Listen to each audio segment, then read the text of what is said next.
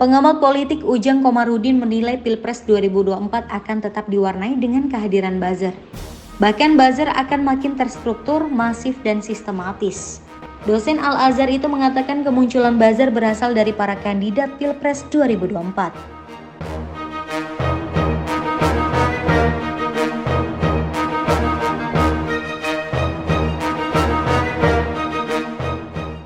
Ujang mengatakan kehadiran buzzer akan tetap ada dalam Pilpres 2024 karena telah menjadi bagian dari strategi. Menurutnya, Pilpres 2024 tanpa buzzer adalah hal yang mustahil karena buzzer sudah menjadi bagian inheren dalam strategi pemenangan para capres dan cawapres. Selain itu, Ujang juga menjelaskan bila seharusnya buzzer tak hadir dalam Pilpres karena dapat merusak momen demokrasi.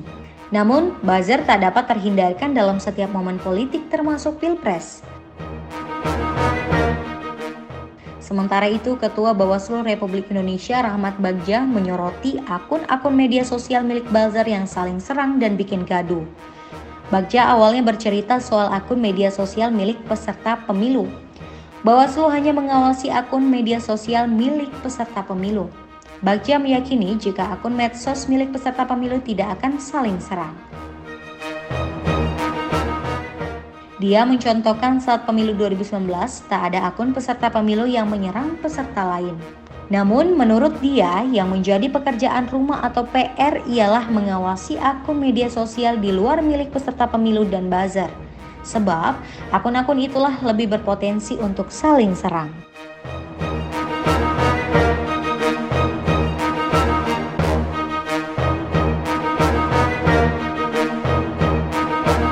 Lagi-lagi PDIP masuk pusaran kasus korupsi.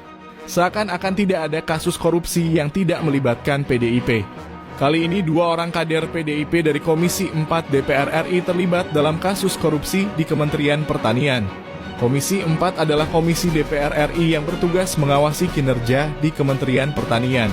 Alih-alih mengawasi Kementan, Komisi 4 malah ikut bagi-bagi hasil korupsinya Menteri Syahrul Yassin Limpo. Rumah milik Sudin selaku Ketua Komisi dan Vita Ervina yang merupakan mantan sekretaris Hasto Kristianto sudah digeledah KPK. Vita Ervina adalah orang Jakarta namun dirinya berhasil menjadi anggota DPR RI dari Jawa Tengah karena memiliki hubungan khusus dengan Hasto Kristianto. Jangan mau pilih PDIP, partai koruptor terbesar di Indonesia. Kan roastingnya di-cut Mas di Trans 7, itu ada tanggapan nggak? Jangan di-cut dong. Wong kemarin aja roastingnya kurang keras kok. Kurang keras tuh sebelum penayangan ya? Sudah. Oke. Sudah kemarin sampai di wawancara wartawan kemarin. Ya. Pak katanya di-cut. Enggak, saya nggak minta cut. Orang menurut saya kurang keras gitu kata Ganjar. Okay. Nah, cuman pada saat hari penayangan itu kemarin ada dari tim yang ngabarin kalau Ki, sorry ya ada yang dipotong.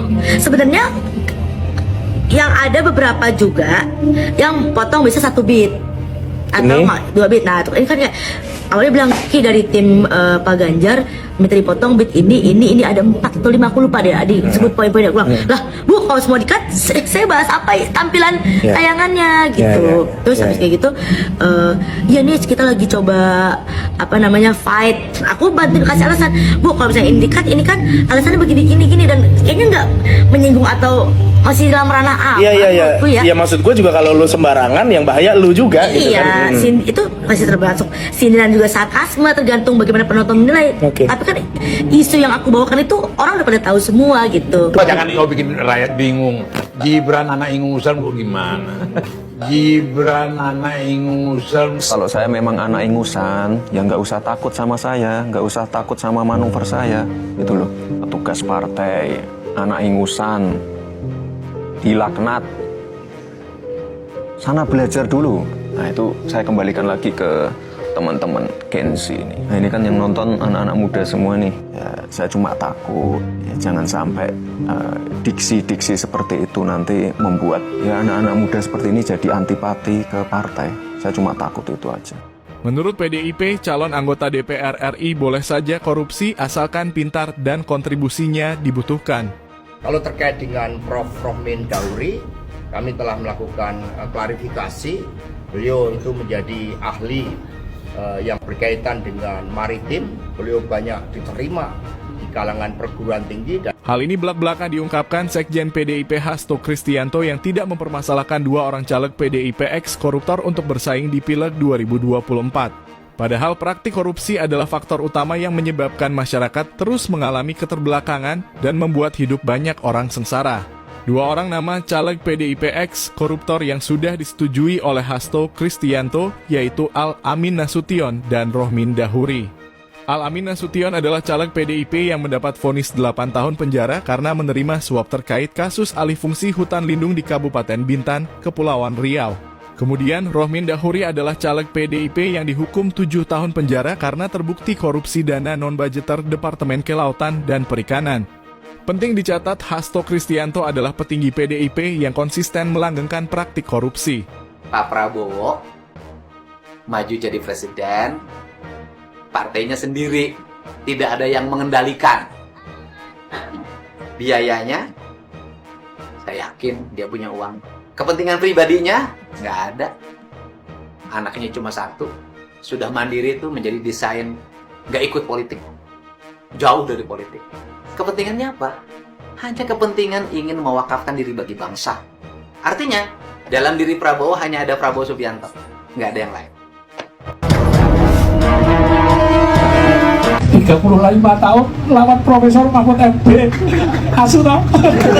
Saya justru mengharapkan Mas Gibran itu maju jadi wapres. Penting sekali karena saya sangat merindukan nanti kalau ada perdebatan 35 tahun lawan Profesor Mahfud MD. Asu tau. Wah, awet banget. Itu perdebatan paling keren wapres sepanjang sejarah Indonesia. Oh. Baik, saya datang bersama kawan saya Alifur Rahman. Ya, Pak Moniki. Ya, saya sudah kampanye selama 3 tahun terakhir. Saya sepakat dengan kata Mas Toto tadi ya, soal like dan komen. Memang problem kita dari situ, Pak. Teman-teman ini di lapangan sudah membuat konten-konten yang arahnya sudah sesuai dengan arah tadi. Tapi memang penyebarannya, kalau kita foto-foto kita upload ke misalnya TikTok, itu komentar dan like-nya tidak semasif tim sebelah.